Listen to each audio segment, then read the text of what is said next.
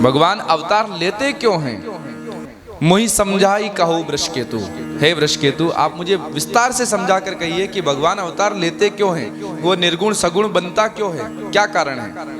तब भोलेनाथ ने जो उत्तर दिए वो कई प्रकार के उत्तर हैं। एक उत्तर आपने कई बार सुना होगा, जो मैं सुनाता हूं कि भगवान राक्षसों को मारने नहीं, भक्तों पर कृपा करने के लिए आते हैं। कि आपका मित्र प्रदेश गया, वहां से आपने बुलाया, नहीं आया नहीं आया नहीं आया, और एक बार आया भी तो आकर के उसने आपसे तो मिला पर घर की सफाई भी साथ में कर दी। सुना है उदाहरण, कईबार सुना है हमने।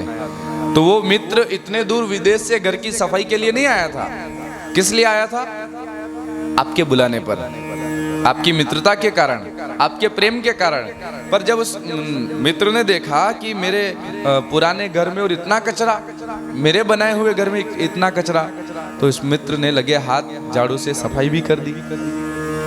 भगवान भी आते हैं रावण को मारने नहीं, कुंभकर्ण को मारने नहीं, वो आते हैं शबरी के बुलाने पर, वो आते हैं केवट के बुलाने पर। आहा, क्या भक्त है केवट।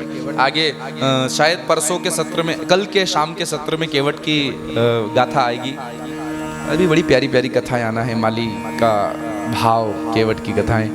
तो चल रहे हैं हम धीरे धीरे, हमारी चाल हाथी की चाल है थोड़ी सी पर हम जो सुनाएंगे आपको जब तक समझ में नहीं आएगा तब तक आगे नहीं बढ़ेंगे। श्री राम जय राम। तो भगवान आते हैं केवट के बुलाने पर, सुतीक्ष्ण के बुलाने पर, शबरी माता के बुलाने पर, विभीषण जी के बुलाने पर, श्री हनुमान जी महाराज के बुलाने पर, न कि रावण को, कुंभकर्ण को मारने के लिए। एक कारण ये कि भक्त के बुलाने पर, और एक कारण भोलेनाथ बताते हैं,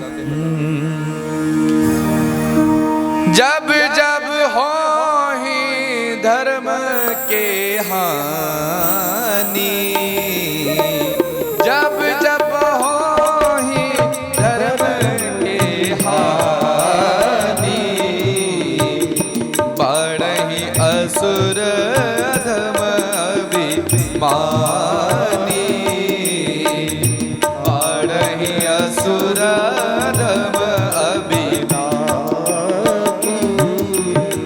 तब तब प्रभु धरि विविध शरीरा, तब प्रभु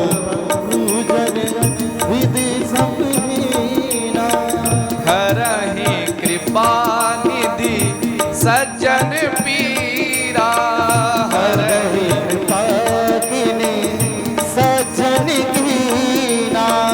श्री राम जय राम जय जय राम, श्री राम जय राम जय जय राम, श्री राम जय राम जय जय राम, श्री राम जय राम जय जय राम।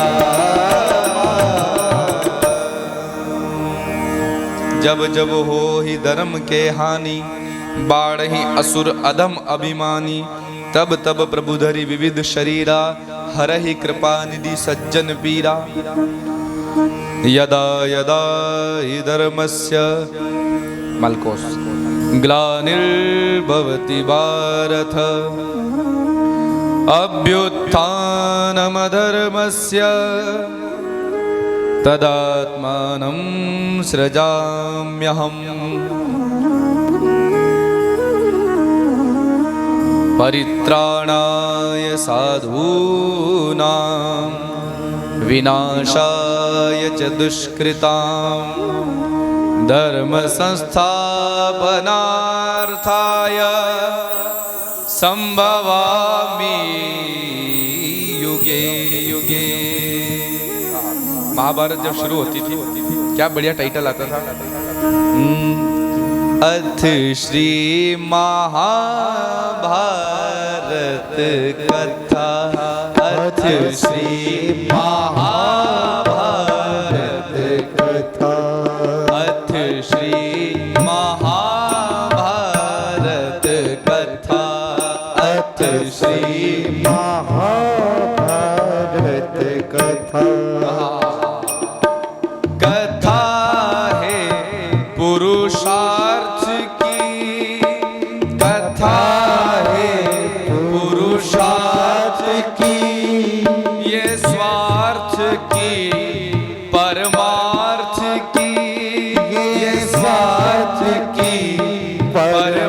स्वार्थ की, सारथी जिसके बने श्री कृष्ण भारत पार्थ की, सारथी जिसके बने श्री कृष्ण भारत पार्थ, अथ श्री महाभारत कथा, अथ श्री महाभारत कथा।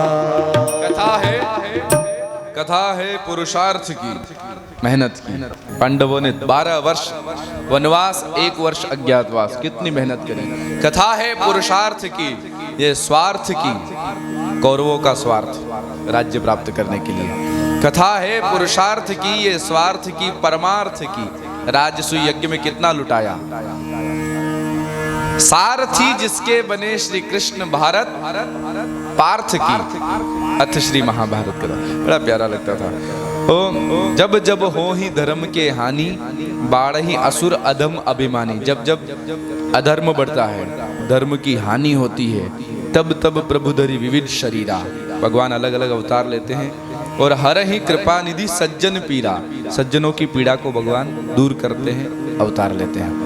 एक कारण, दूसरा भक्तों के बुलाने पर, तीसरा कारण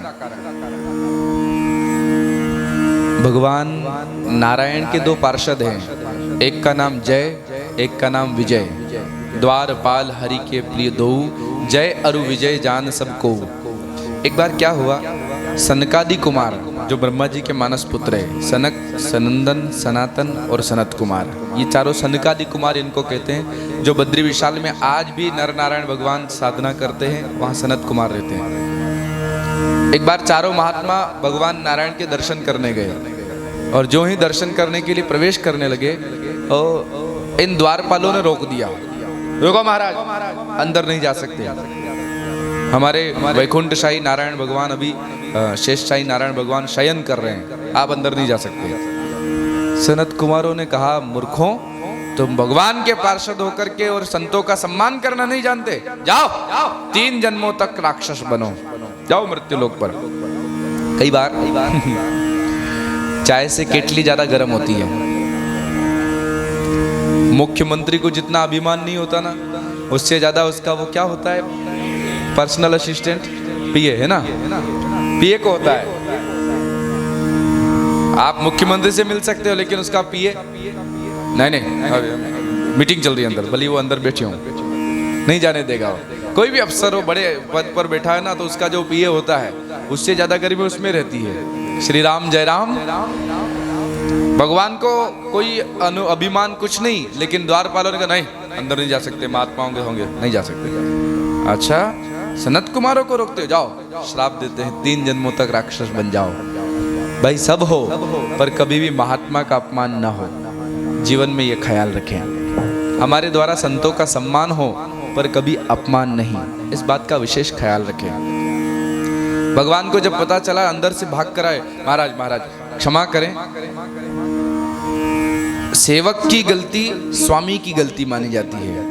कि स्वामी ने ऐसा सिखाया क्यों नहीं कि सेवक किसका सम्मान करना चाहिए, किसका नहीं। इसलिए इन्होंने गलती की है, तो आधा इनका जो भार है वो मैं अपने ऊपर लेता हूँ। इनको श्राप मिला है, 3 जन्मों तक जाना पड़ेगा, तो मैं अपने आप में श्राप ले लेता हूँ, आधा भार ले लेता हूँ, मैं 4 जन्मों के लिए धरती पर जाऊंगा। ये जय विजय 3 बार आए और भगवान 4 बार आए। कैसे? जय विजय एक बार बने हिरण्यकश्यपु और हिरण्याक्ष सतयुग में, तब भगवान ने इनका वध करने के लिए 2 अवतार लिए। हिरण्याक्ष का वध करने के लिए वराह अवतार और हिरण्यकश्यपु का वध करने के लिए नरसिंह अवतार। बोलते जाइए। दूसरी बार ये दोनों बने रावण और कुंभकर्ण, तो रावण और कुंभकर्ण का वध करने के लिए भगवान ने लिया रामावतार।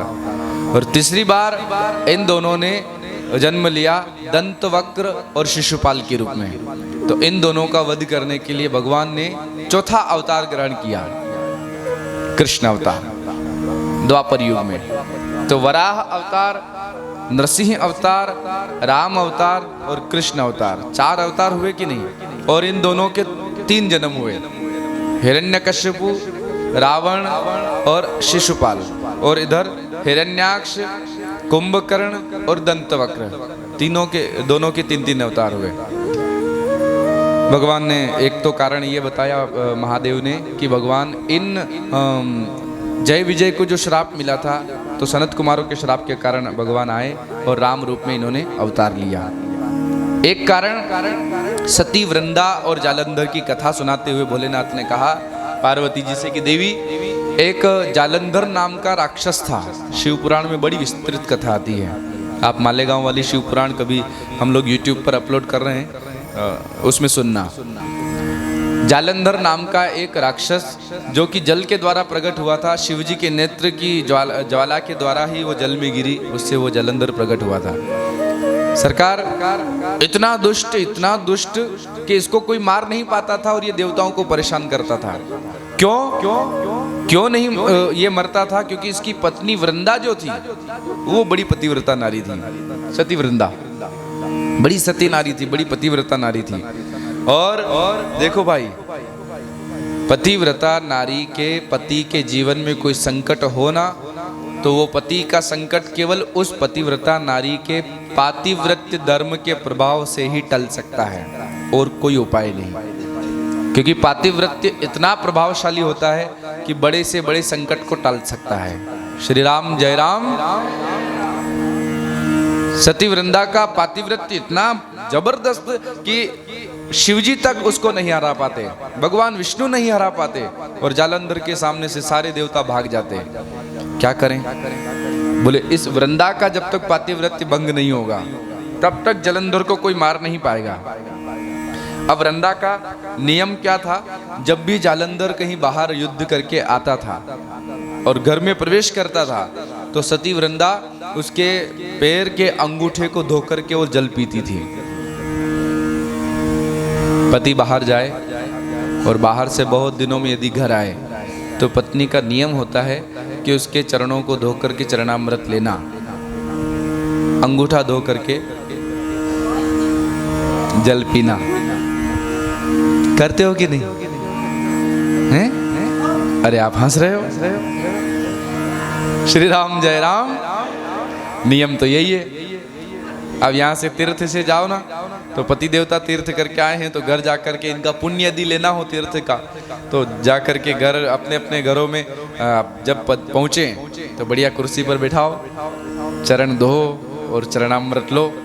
पति परमेश्वर होता है, शास्त्र भी कहते हैं, हम सब आप सब मानते हो, होता है कि नहीं? तो फिर तो पालन करना चाहिए। श्री राम जय राम।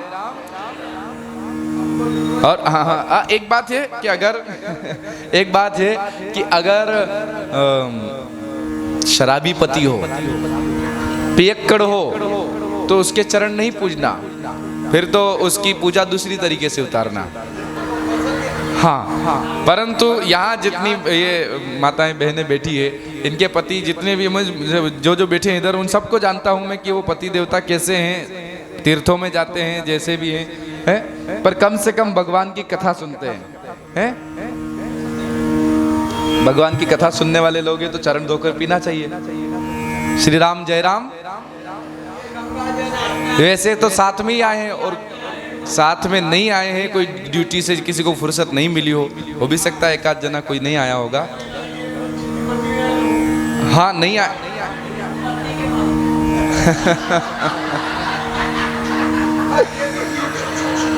फिर तो जो कमा कर गई है ना पत्नी तीर्थ से, वो भी सब गमा देगी। जो पुण्य कमाया है, यदि पति से चरण धुलवाए तो वो पुण्य भी सब चला जाएगा। श्री राम जय राम। ऐसा तो न करें, परंतु चरण धोना चाहिए। कैसा?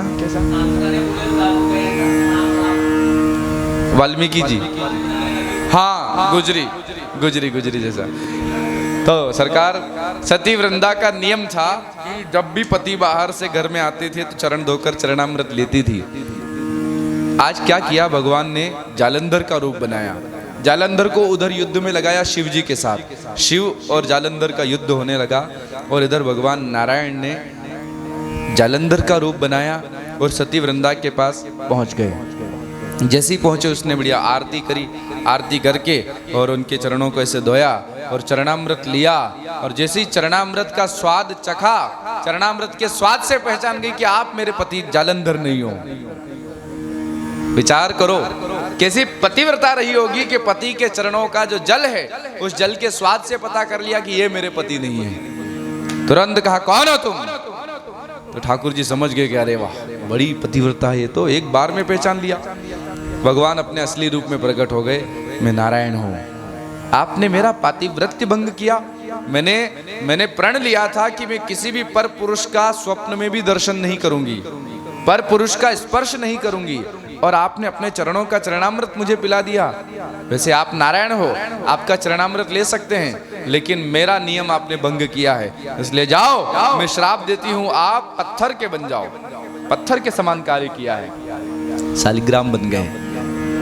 और लक्ष्मी जी को जब पता चला कि मेरे पति को श्राप दिया पत्थर बनने का, लक्ष्मी जी आई, हे वृंदा क्या समझती है तू अपने आप को, बड़ी पतिव्रता बनी फिरती है, जा मैं श्राप देती हूँ, तू भी लकड़ी की बन जा। तुलसी बन गई। पर ठाकुर जी ने कहा वृंदा तेरा पातिव्रत्य बहुत अच्छा था, इसलिए भले ही तुझे लकड़ी होने का श्राप मिला, पर तेरे तुलसी का एक दल, एक पत्र मेरे भोग में जब तक नहीं आएगा तब तक मैं भोग स्वीकार नहीं करूंगा। और आज देखो आप ठाकुर जी को बोली 56 भोग लगाओ या करोड़ों भोग लगाओ, जब तक तुलसी का पत्र उसमें नहीं चढ़ता ठाकुर जी उसे स्वीकार नहीं करते। भागवत में भी आपने जो हमारे जवेरी सर ने कथा करवाई थी, साईं फाउंडेशन के अध्यक्ष महोदय, उस कथा में एक कथा हम लोगों ने सुनी थी।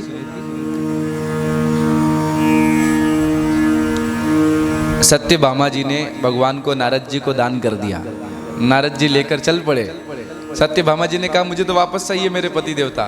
तब तोलने के लिए जब बिठाया गया तो सारा सोना चढ़ा दिया, घर का, महल का, खजाने का, पर भगवान की बराबरी वो सोना नहीं कर पाया। तब रुक्मिणी जी ने क्या कहा, एक तुलसी दल चढ़ा दो। सारा सोना हटाया और एक तुलसी दल चढ़ाया। इतने में भगवान का पलड़ा ऊंचा और तुलसी दल भारी। इतनी तुलसी दल की महिमा है। श्री राम जय राम। आज सती वृंदा का वो पातिव्रत्य भंग हुआ और यही जालंधर अगले जन्म में रावण बना, और इसका वध करने के लिए भी भगवान को राम रूप लेकर के आना पड़ा। एक कारण ये। पर आगे कथा कहती है भोलेनाथ कई कारण सुनाते जा रहे थे और अचानक भोलेनाथ ने एक और कारण सुनाया, जिसमें भोलेनाथ पार्वती जी से कहते, देवी नारद श्राप दिन एक बारा, नारद श्राप दिन एक बारा, कल्प एक लगी होई अवतारा, कल्प एक लगी होई अवतारा, नारद श्राप दिन एक बारा, नारद श्राप दिन एक बारा, नारद श्राप दिन एक बारा। नारद श्राप दिन एक बारा। एक बार नारद जी ने श्राप दिया और उस श्राप के कारण कल्प एक लगी हुई अवतारा। एक कल्प में भगवान का इस कारण अवतार हुआ कि नारद जी ने उन्हें श्राप दिया था। अब पार्वती जी को पूछना यह चाहिए था कि नारद जी ने श्राप क्यों दिया, क्या कारण बना, लेकिन पार्वती जी नारद जी को गुरु मानती है। गुरु क्यों मानती है? क्योंकि छोटी सी बालिका थी पार्वती जी। तब नारद जी ने आकर कहा था कि इनको कैसा वर मिलेगा, कैसा घर मिलेगा, पत्रिका देखी थी।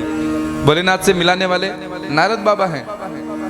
पार्वती जी गुरु मानती है कि मेरे गुरु जी हैं। तो गुरु के प्रति निष्ठा कैसी होना चाहिए, इस प्रसंग में देखो। पार्वती जी को पूछना था कि नारद जी ने क्या कारण हुआ कि नारद जी को श्राप देना पड़ा, लेकिन पार्वती जी क्या कह रही है, यदि यदि नारद जी ने श्राप दिया तो का अपराध रमापति कीना, हम मेरे गुरुजी गलती नहीं कर सकते, का अपराध रमापति कीना, अर्थात जरूर कोई लक्ष्मी नारायण जो है रमापति, उन नारायण ने कोई गलती करी होगी। क्या गलती करी वो सुनाओ कि मेरे गुरुजी को श्राप देना पड़ा। ये गुरु निष्ठा, मेरे गुरुजी गलती नहीं कर सकते, जरूर भगवान ने गलती की होगी। मतलब भगवान गलती कर सकते, मेरे गुरु नहीं कर सकते। इसलिए बताओ क्या अपराध किया था भगवान ने, का अपराध रमापति कीना, कैसी गुरु निष्ठा है। सरकार गुरु वचनों पर विश्वास होना तो क्या नहीं हो सकता। समर्थ गुरु रामदास जी महाराज,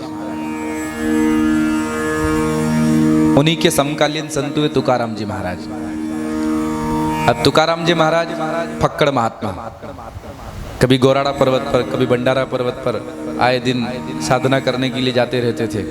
जब साधन पथ पर वो आगे बढ़े, और समर्थ गुरु रामदास जी महाराज शिवाजी महाराज के गुरुजी हैं। अब शिवाजी महाराज के गुरुजी हैं तो वहाँ तो फिर आओ भगत बढ़िया ही होती थी। राजा के गुरु हैं भाई, तो राजा के गुरु तो उस प्रकार से उनकी सेवा होती थी। बढ़िया भोग में भी 56 भोग आते थे, 5 पकवान बनते थे, अच्छा पहनना ओढ़ना सारी व्यवस्थाएं बढ़िया थी।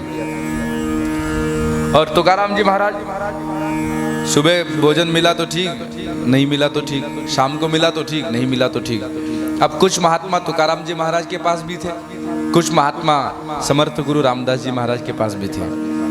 अब एक दिन तुकाराम महाराज का एक शिष्य घूमते घूमते समर्थ गुरु रामदास जी महाराज की टोली में पहुंच गया, और उनकी टोली में जब पहुंचा तो वहां जाकर के उसने भोजन किया। तो भोजन में 5 पकवान खाए, भोजन के तुरंत बाद बढ़िया दक्षिणा मिली, और दक्षिणा के तुरंत बाद बढ़िया वस्त्र मिले, और बढ़िया आओ भगत करके उनको विदा किया। तो उस शिष्य ने सोचा, वाह भाई यहाँ बढ़िया आनंद है रामदास जी महाराज के यहाँ पर। वहाँ तो मुझे वो रूखी सूखी खाना पड़ती है, और वो भी आधे समय मिलती भी नहीं है। और यहाँ देखो रामदास जी के यहाँ आनंद है, बढ़िया दक्षिणा मिलती है, कपड़े मिलते हैं, भोजन मिलता है, पकवान मिलते हैं, बढ़िया है। तो लगा कि गुरु बदल लेना चाहिए। श्री राम जय राम। कई लोगों इसीलिए गुरु बदल लेते हैं कि हाँ भाई ये सोना चांदी पहन के रहते हैं, 1000-2000 चेले आसपास ही घूमते हैं, तो इनको गुरु बना लो तो इनके साथ साथ अपना भी नाम हो जाएगा। श्री राम जय राम। बल्कि गुरु बदलना नहीं चाहिए। शास्त्र कहता है मरते दम तक गुरु कभी मत बदलो। गुरु त्यागात भवेन मृत्यु। यदि गुरु का त्याग कर दिया तो यूं समझो कि आपकी मृत्यु हो गई। शरीर जीवित है पर आत्मा मर गई। गुरु नहीं त्यागना चाहिए। जिसे गुरु बना लिया हमेशा उसी को गुरु मानो। आज तुकाराम जी महाराज का शिष्य जब रामदास जी महाराज की टोली में जाकर आया तो उसका मन बिगड़ गया, और मन बिगड़ा तो उसने विचार किया कि मुझे गुरु बदल लेना चाहिए। सुनिए, ध्यान दीजिए, मुझे गुरु बदल लेना चाहिए। तो समर्थ गुरु रामदास जी महाराज के पास पहुंच गया।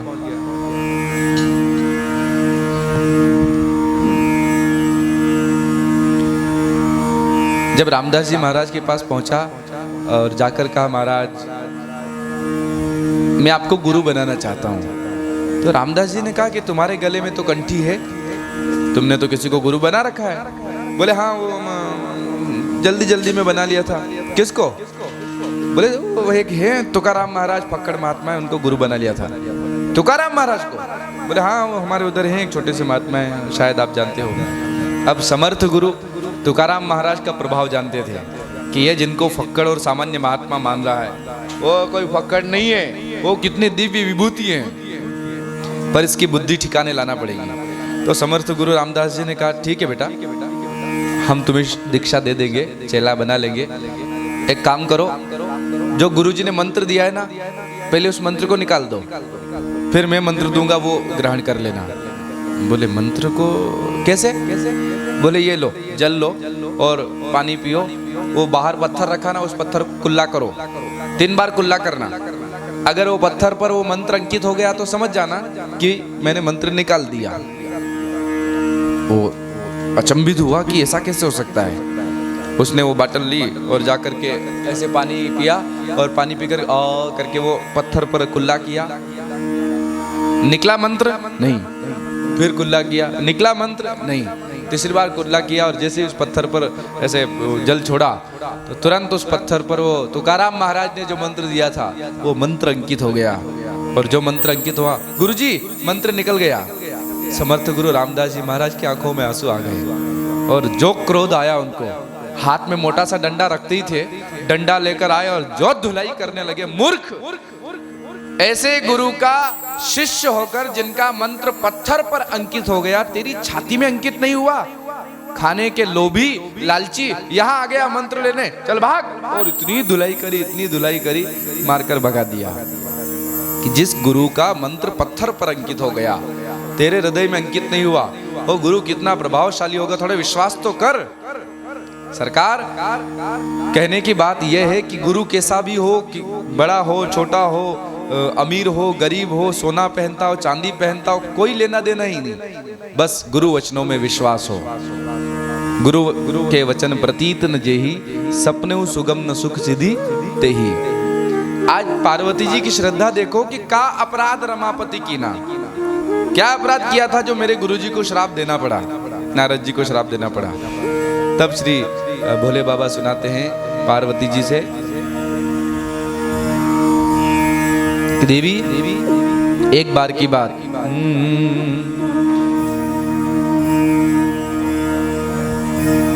हिमगिरी गुहा एक अति पावनी, बह समीप सुरसरी अति पावनी। हिमगिरी, हिमालय में एक गुफा थी और गुफा बहुत पवित्र थी। क्यों पवित्र थी? क्योंकि बह समीप, पास में एक नदी बह रही थी। कौन सी? सुरसरी। सुरसरी अर्थात गंगा जी। और गंगा जी के बहने के कारण वो गुफा और पवित्र हो गई थी। आज नारद जी उस गुफा में जब पहुंचे तो वहां जाकर बैठे और नारद जी को श्राप मिला है कि 2 घड़ी से ज्यादा कहीं ठहर नहीं सकते। पर आज उस गुफा में जाकर नारद जी जब बैठे तो उनको 2 घंटे हो गए, उनका मन विचलित नहीं हुआ। तो उनको लगा अरे वाह, श्राप समाप्त हो गया, फिर तो बैठना चाहिए। तो नारद जी और देर बैठ गए। ये क्यों नारद जी विचलित नहीं हुए, श्राप क्यों समाप्त हो गया? क्योंकि उस स्थान पर पूर्व में भोलेनाथ ने कामदेव को जलाया था। कल की कथा में हमने सुना, कामदेव को भस्म किया था। ये वही स्थान था महाराज जी। उस स्थान पर आज नारद बाबा बैठ गए जहाँ पूर्व में किसी साधक ने साधना की हो, और उस स्थान पे यदि हम पहुँच जाएं और हम बैठ जाएं तो उस स्थान पर साधना में इतने जल्दी मन लगता है कि पूछो मत। श्री राम जय राम। आपके पास में प्रकाशा में केदारेश्वर मंदिर है। केदारेश्वर मंदिर में ऐसे सीढ़ियाँ चढ़ते हैं और फिर यूं ऊंची सीढ़ियाँ हैं केदारेश्वर की। तो जब वो सामने सीढ़ियाँ चढ़ते हैं और ऊपर जाते हैं, उससे नीचे इन सीढ़ी और उस सीढ़ी के बीच में नीचे जो बुजुर्ग लोग सोते हैं, वृद्धाश्रम जैसा कुछ बना हुआ है, उसमें और अंदर जाते हैं तो इतनी सी एक दगा बापू जी की साधना स्थली बनी हुई है। इतनी सी गुफा कह लो उसको, 5 बाय 5 की कह लो, वो स्थान। दूसरा चौपाला के पास एक स्थान है नागझिरी। वहाँ एक शिला है जिस शिला पर बैठ करके दगा बापूजी ने साधना की थी। जहाँ वो जब बैठते थे तो उनके ऊपर सांप आकर के ऐसे फन फैलाता था, न धूप लगने देता था न बारिश आने देता था। वो स्थान भी आज भी बना हुआ है। और एक स्थान है आशा, गुजरात में। आशा में एक आश्रम है दगा बापूजी का। दत्तू भाई अभी वहाँ संचालन करते हैं गुजरात के। तो दत्तू भाई के वो आश्रम जो बना हुआ है उसमें एक वृक्ष है बेलूपत्र का। उस बेलूपत्र के वृक्ष के नीचे दगा बापूजी ने 12 दिन तक और 12 रात तक एक आसन पर, एक पैर पर खड़े होकर के और केवल दूध पीकर साधना करी थी। वो बेलूपत्र के नीचे का स्थान भी आज भी बना है आशा में। मैं इन तीनों स्थानों पर गया हूँ। गए ना? हाँ। तो इन तीनों स्थानों पर मैंने अनुभव किया। वहाँ थोड़ी सी देर बैठ करके और अपनी माला लेकर के उस माला से मंत्र जो जपना चालू किया, तो हम एक स्थान पर नागझिरी जब गए तब तो इतनी जल्दी में थे कि हमें वापस वहाँ से कथा मंच पर आना था, सुबह गए थे तो ऐसे